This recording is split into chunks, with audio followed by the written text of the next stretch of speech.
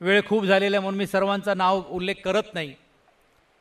आणि आपल्याला सर्वांना हे चेहरे ज्ञानातले असलेले लोक आहेत आणि मी खरोखरच तुमचं मनापासून अभिनंदन आणि कौतुक करीन की अशा अडचणीच्या काळामध्ये पुणे जिल्ह्यातले आणि विशेषतः शहरातल्या लोकांनी आपले सर्व हेवे देवे बाजूला ठेवून आम्ही एकत्रित आहोत आणि उद्धवजी आप आगे बढ़ो हम आपके साथ है हे सांगण्याचं काम आपण केलेलं आहे. काल सुतार साहेब पण बैठकीला राष्ट्रीय कार्यकारिणीच्या बैठकीला उपस्थित होते. भारणे साहेब आपणही होता, मी होतो. आता संजय बोलताना बोलले विद्यमान आमदार. धन्यवाद. कारण मी आता काल परवा बोलत होतो का व माझी तर अशी परिस्थिती झाली आहे की मी पेढा खाल्ला पण नाही आणि पेढा कोणाला दिला पण नाही. भारणेजी तुम्ही बोलल्याप्रमाणे काउंटिंग सुरू व्हायची होती परंतु काँग्रेस पक्षाने काउंटिंगवरती काउंटिंग व्हायच्या अगोदर काही आक्षेप पुणे जिल्ह्यातले 2 विधानसभा सदस्याच्या बद्दल मांडण्याचं काम केलं होतं. अर्थात त्याच्यात आपली मान्यता म्हणजे इनडायरेक्टली नव्हतीच पण त्यांचा आग्रह होता, त्यांनी ते मांडलं आणि म्हणून ते काउंटिंग थोडा 1 तास लेट झालं आणि त्या दरम्यानच्या काळामध्ये काउंटिंग व्हायच्या दरम्यानच्या काळामध्येच या सर्व गोष्टी हे चालल्या होत्या. असो, परंतु मला आवर्जून सांगावं लागेल की आदरणीय पक्षप्रमुख उद्धवजींनी माझ्यासारख्या कार्यकर्त्यावरती विश्वास ठेवला आणि त्या विश्वासाला सार्थ करत असताना तुम्हा सर्वांची मला साथ मिळाली. तुम्ही जे बळ दिलं, तुम्ही मला जे या जिल्हा प्रमुख म्हणून घेऊन या निमित्ताने मी जे काम करण्याची भूमिका घेतली त्याला खांद्याला खांदा लावून तुम्ही मला साथ दिली म्हणूनच मी आज या पदावरती येऊ शकलो.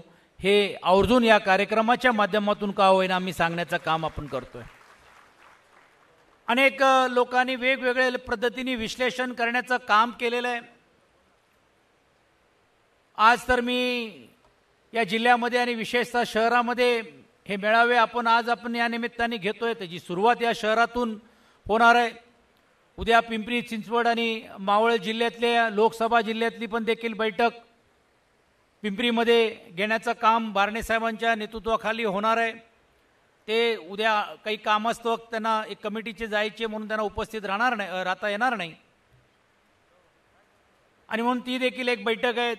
आज संध्याकाळी शिरूर लोकसभा मतदारसंघाची बैठक होणार आहे आणि उद्या दुपारनंतर बारामती लोकसभाची देखील बैठक होणार आहे. आणि या बैठका घेण्यामागचा हेतू असा होता की निवळ हे जे राजकीय जी अस्थिरता पसरवण्याचा प्रयत्न काही मंडळी आणि काही लोक करतायत त्यात कुठे कार्यकर्ता खचता कामा नये आणि कार्यकर्ता खचलेला नाही आणि त्या कार्यकर्त्याला निवळ धीर घ्यायचं नाही तर त्या कार्यकर्त्यांकडनं बळ घेऊन आदरणीय उद्धवजींपर्यंत पोहोचवण्यासाठीच या संपूर्ण जिल्ह्यामध्ये आणि विशेषतः विभागामध्ये आज वेगवेगळ्या माध्यमातून का होईना परंतु आपण हे मेळावे लावण्याचा प्रयत्न आपण करतोय. कालच आदरणीय आदित्यजींच्या उपस्थितीमध्ये देखील दक्षिण मुंबईमध्ये मेळावा झाला आणि ते मेळावा करूनच मग मी पुण्याला रात्री निघालो. आज पुरंदरला सकाळी गेलो. पुरंदरला झाल्यानंतर जेजुरीला पण एक कार्यक्रम महाप्रसादाचा सर्व वारकरी जे समाजातली लोक जे पंढरपूरला निघालेले आहेत त्यांचा दर्शन घेण्याचं सौभाग्य मिळाला. जेजुरीला जाऊन नतमस्तक झालो आणि मी तिकडे सांगितलं की एक संस्कृती अशी आहे की आज आपण जर बघितलं की वारकरी सांप्रदायिक महाराष्ट्रातली संस्कृती जतन करत असताना पंढरपूरला वारी घेऊन निघालेलं आहे आणि दुर्दैवाने म्हणावं लागेल एक संस्कृती अशी आहे की महाराष्ट्रातले लोकांची एक वेगळी राजकीय वारी घेऊन काही लोक सुरतमध्ये जाऊन बसलेले आहेत किंवा सुरतवरून दुसरी वारी घेऊन आज गुवाहाटीमध्ये जाण्याचं काम काही मंडळी करतायत. आणि ही मंडळी कोण आहेत? जीवाभावातली आपण सांभाळणारी लोक, तुम्हा आपल्या सर्वांच्या कष्टाने आणि रक्ताने निर्माण झालेली लोक आहेत. काल भारणे साहेब मी सांगितलं की हो की एका अशा तरुणाच्या मागे उभं राहण्याची माझ्यासारख्या कार्यकर्त्यांनी भूमिका घेतली की जो या कुटुंबातून पहिल्यांदा विचार करतोय की नाही फक्त घरी बसून किंबहुना पक्षातला एक नेता म्हणून घेऊन पक्ष संघटना आणि शासन म्हणून घेऊन आपण काम करून चालणार नाही तर लोकप्रतिनिधी पद घेऊन पण आपण लोकांची सेवा केली पाहिजे. लोकांचे खऱ्या अर्थाने प्रश्न काय आहेत, लोकांचे काय अडीअडचणी आहेत हे त्यांच्यामध्ये राहून जाऊन आपण सोडण्याचा प्रयत्न केला पाहिजे. आणि म्हणून पहिल्यांदा इतिहासामध्ये ठाकरे कुटुंबातला एक व्यक्ती आदित्य ठाकरेच्या नावाने का होईना हे निवडणुकीच्या मैदानामध्ये उतरण्याचं काम त्यांनी केलेलं आहे. त्यांना मंत्री व्हायचं असतं तर त्यांना काय कुठचा आमदार व्हायची गरज नव्हती, किती काहीच नाही, ते डायरेक्ट विधान परिषदवरती पण येऊ शकले असते, पण ते करण्याची भूमिका घेतली नाही. आणि अशा व्यक्तीच्या मागे, अशा तरुणांच्या मागे उभं राहण्याची भूमिका माझ्यासारख्या कार्यकर्त्यांनी घेतली. ती घेत असताना किंबहुना त्यांच्याबरोबर साथ देत असताना ज्या घरातून मी आलो, ज्या पक्षातून मी आलो, त्या पक्ष तोडण्याचा पाप मी कधी केलेला नाही आहे. कारण जे घर आपण बनवतो ते घर उद्ध्वस्त करून नवीन घरामध्ये जाऊन आपण जात नाही. जुनी घराची आठवण आपण नेहमी ठेवत असतो. आज दुर्दैवाने म्हणावं लागेल की आज काही मंडळी हे घर तोडण्याचा पाप करतायत. आणि त्यांना मला नम्रपणे सांगायचं आहे की कदाचित तुम्ही आमदार विकत घेऊ शकाल, कदाचित तुम्ही काही लोकांना दबावाच्या नावाखाली तुम्ही त्यांना तिकडे घेऊन जाऊ शकाल, पण आम्हाला स्वर्गीय बाळासाहेबांनी दिलेला जो विचार आहे तो विचार तुम्ही विकत घेऊ शकणार नाही. कारण तो विचार प्रत्येक शिवसैनिकांच्या मनामध्ये आणि रक्तामध्ये बिंबवला गेलेला आहे. असे काही लोकांची तर मनस्थिती आणि परिस्थिती आहे. असं काही एक वेगळं चित्र निर्माण करण्याचा प्रयत्न झाला. आपण सर्वांनाच माहिती आहे की 2 वर्ष कोविडची अत्यंत महाभयंकर परिस्थिती असताना देखील आपण एकमेकांना भेटू शकत नव्हतो. कुठचाच राजकीय पक्ष त्यामध्ये कार्यरत राहून काम करू शकत नव्हता. अशा अडचणीच्या काळामध्ये देखील आपले पक्षप्रमुख आदरणीय उद्धवजींनी मुख्यमंत्री या नात्याने सक्षम रीतीने लोकांची सेवा करण्याचं काम केलं.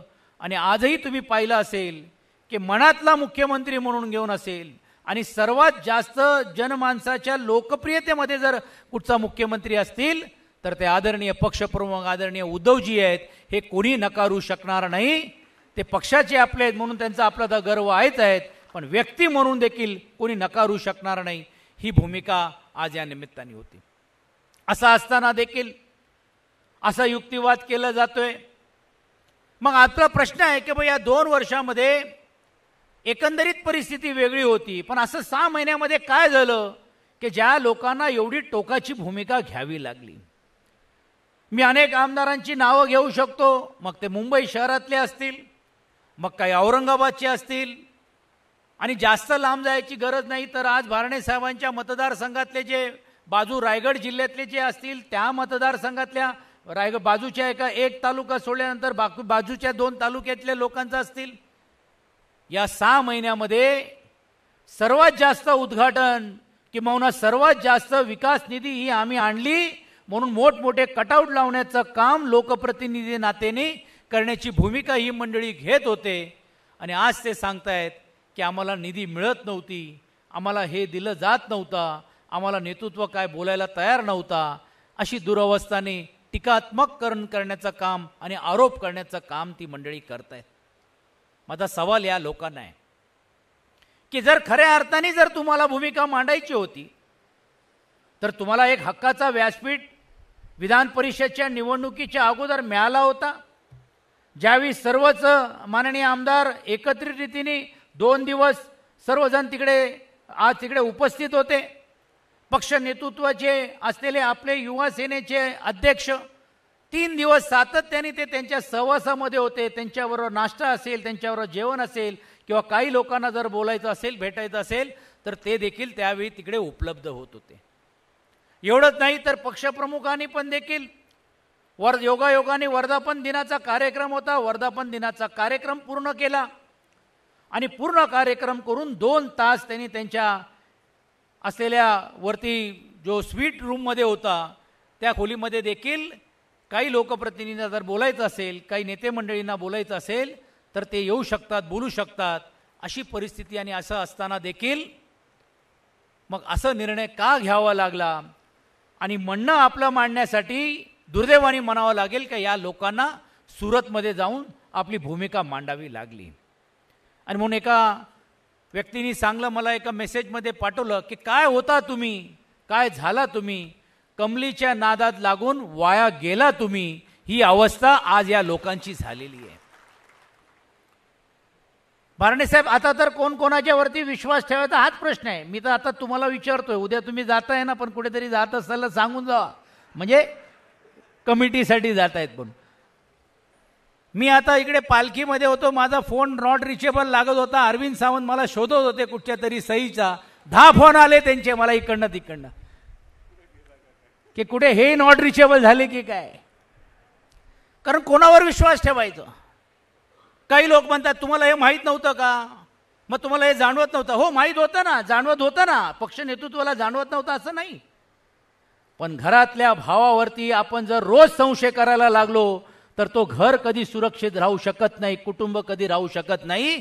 आणि घरातल्या हक्काच्या भावावरती अविश्वास असला तरी देखील त्याला आपल्याला फेकून देता येत नाही, कारण तो रक्ताचा नाता असतो. त्या नात्याच्या पोटी आपण त्याला साथ द्यावी असते. माझा तर मी डोक्यामध्ये एनिसिंग घेऊनच गोळी फेरायला पाहिजे, कारण 2 दिवस तर मी अशा लोकांची सेवा केली, काय नाही ते असलेले त्यांचे सर्व लाड पुरवले. काही लोकांना तर माळकरी असल्यामुळे हॉटेलचं जेवण आवडत नव्हतं म्हणून घरातून डबेचे डबे भरून दिले. ते माळकरी डबा आमचा खाल्ला आणि इकडे पंढरपूरला जायपेक्षा ते माळ घेऊन डायरेक्ट सुरत आणि गुवाहाटीला घेऊन गेले.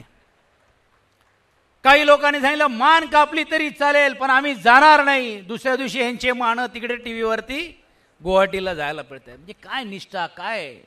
ठीक आहे, आज तुम्ही राजकारणामध्ये कदाचित ही लढाई लढणारा सरकारमध्ये कदाचित तुम्ही येऊ शकता, करू शकता, होईल काय होईल त्याचा निर्णय, त्याच्याबद्दल पण मी 1 मिनिट बोलणार आहे. पण तुम्ही ज्या लोकांनी तुम्हाला निवडून दिलेले आहे, ज्या शिवसैनिकांच्या जोरावरती तुम्ही निवडून आलेला आहात, त्यांना तुम्ही काय तोंड देणार आहात. ज्यावेळी तुम्ही मतदारसंघामध्ये फिराल, लोकांमध्ये फिराल, त्यावेळी हे लोक ज्यावेळी तुम्हाला जाब विचारतील की साहेब किती कोटी मिळाले, कुठचा कोड घालून आला, कशा प्रकारे तुम्ही, काय तुमची बोलणी झाली, काय तुम्हाला एवढा दबाव होता का तुम्हाला ही भूमिका घ्यावी लागली. आणि हे ज्यावेळी त्यांना बोलावची वेळ आली तर त्यावेळी त्यांना बोलण्यासाठी तोंड राहणार नाही आणि ते तोंड दाखवू शकणार नाही. म्हणूनच त्यांचा युक्तिवाद चाललेला आहे की आम्ही पक्ष सोडलेला नाही, आम्ही आमच्या पक्षामध्ये जाऊत. मग पक्ष सोडलेला नाही तर काल दीपक केसरकरांना का सांगावं लागलं की आता आम्ही दुसरा गट तयार करतोय. अरे तुम्ही पक्षातली लोक आहात, पक्षात तुम्ही ताब्यात घेण्याची भूमिका झालेली आहे. तुम्ही 40 आहात, 50 आहात, मी म्हणतो अजून सर्वजण तुमच्या बरोबर आहेत, असं जर आपण 2 मिनिटांसाठी ग्राह्य धरू, मग का तुम्हाला वेगळं गट तयार करावं लागेल. कारण आता त्यांनाही हे कळून चुकलेलं आहे की त्यांनी घाईघाईमध्ये अतिउत्साहीमध्ये जो उत्साह दाखवण्याचं काम केलेलं आहे ते उत्साह निरुत्साह झाल्याशिवाय राहणार नाही, ही कायद्याची तरतूद आहे. आजच आपले ॲडव्होकेट त्यांनी काही वर्तमानपत्रामध्ये आणि विशेषतः मीडियामध्ये सांगण्याचं काम केलं की ज्याला 10th शेड्यूल म्हणतो. आणि 10th शेड्यूलमध्ये आता तर काय तुम्हाला पुस्तक घ्यायची गरज नाही, तुम्ही गुगलमध्ये पण तुम्ही करू शकता. 10th शेड्यूलमध्ये disqualification ॲक्टच्या 21A 10th शेड्यूलचा disqualification ॲक्टचा 21A हे स्पष्ट करतोय की काही जरी झालं तर तुम्हाला निवड फक्त व्हीप असेल किंवा पक्षाची जबाबदारी किंवा पक्षाचे आदेश हे विधिमंडळापुरताच तुम्हाला मर्यादित घेऊन चालत नाही, तर ते विधिमंडळाच्या बाहेर देखील लागू आहे. आणि पक्षाच्या विरुद्ध तुम्ही काय भूमिका जर घेतली तर त्या व्हीपच्या अंतर्गत तुम्हाला देखील डिस्क्वालिफिकेशन ॲक्टला सामोरे जावं लागणार आहे. हे त्यांना आता कळून चाललेलं आहे. आणि त्या दृष्टिकोनातून डिस्क्वालिफिकेशन दिलं, कारण ज्यावेळी अत्यंत महत्त्वाची बैठक पक्षाचा एकंदरीत निर्णय आणि विचार घेण्यासाठी करण्याचं काम केलं गेलं होतं त्यावेळी ही कोणीच आले नाही. आणि त्यांनी पक्षाच्या विरोधात राहून किंबहुना पक्षाचा वेगळं गट तयार करून घेऊन त्यांनी बोलण्याचं काम केलेलं आहे. आश्चर्याची गोष्ट आहे की आज कार्यकर्ते सांगतायत मेळावे घ्या. आज तिकडे गुवाहाटीमध्ये बसलेल्या आमदारांना सांगावं लागतोय की आपण आपले कार्यकर्त्यांचे मेळावे घ्या आणि आपण जे करतोय ते योग्य करतोय, आपण पक्षातच आहोत ही सांगण्याची वेळ आज त्यांच्यावरती येते. जर तुम्ही पक्षाच्या चिन्हावरती निवडून आलेलात, पक्षाचे तुम्ही आमदार आहात, का तुम्हाला सांगण्याची ही वेळ येते? ही यासाठी येते की कार्यकर्ता त्यांना जाब विचारणार आहेत. आणि कार्यकर्ता ज्यावेळी त्यांना जाब विचारायला लागेल त्यावेळी कोणीही त्याला देखील उत्तर देऊ शकत नाही. आणि आमचं म्हणणं आहे की फ्लोअर टेस्टमध्ये काय होईल ते होईल. फ्लोअर टेस्टमध्ये तुमच्याकडे मेजॉरिटी आहे का आपल्याकडे मेजॉरिटी आहे ह्याचा काय असेल ते सोक्षमोक्ष महाराष्ट्रीय जनता बघतेल. पण जेव्हा तुम्ही रोड टेस्टवरती याल, रोड टेस्टसाठी ज्यावेळी याल त्यावेळी तुम्हाला या शिवसैनिकांच्या सामोरे जायचंय, हेही तुम्हाला आपल्याला लक्षात घेण्याचं काम केलं पाहिजे. आणि म्हणून ज्यावेळी ते मुंबईला एअरपोर्टला उतरतील त्यावेळी त्यांना ज्यावेळी लोक जाब विचारतील, हे पक्षातले कार्यकर्ते जाब विचारतील, तर ते काय बोलतील? कदाचित ते मुंबईला न उतरता पुण्याला उतरतील.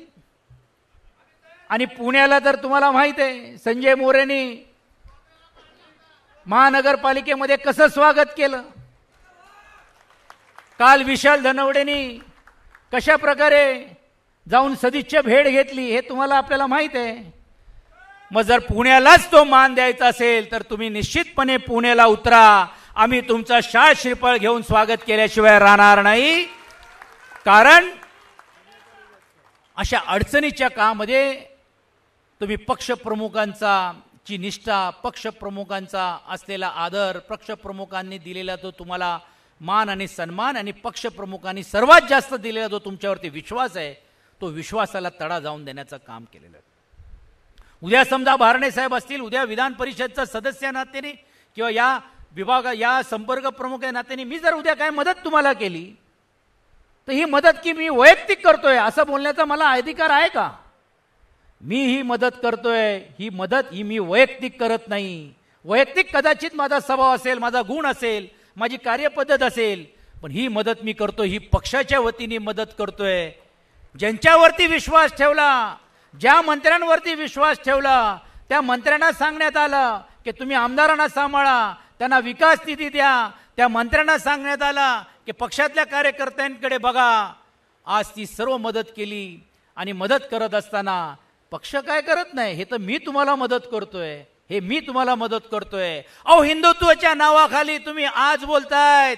मग आज प्रश्न निर्माण होतोय की एवढंच जर तुम्हाला हिंदुत्वाचा पुलका होता आणि हिंदुत्वाच्या नावाखालीच तुम्ही महाविकास आघाडीतून बाहेर पडलं पाहिजे म्हणून तुम्ही आज भूमिका घेतली.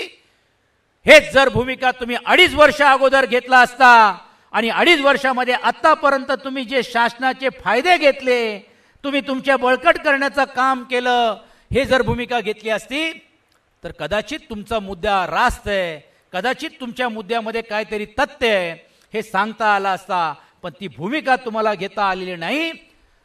ज्यावेळी आपले पक्षप्रमुख उद्धवजी स्वतःची जीवाची पर्वा न करता कोविडच्या अत्यंत महाभयंकर परिस्थितीमध्ये लढत होते, असा मोठा आजार झाला, असा मोठा ऑपरेशन झाला की त्यांना हात उचलता येत नव्हता, सही करता येत नव्हती. त्या संधीचा फायदा घेऊन आज तुम्ही जर हे पाप करणार असाल तर बाकी सोडा.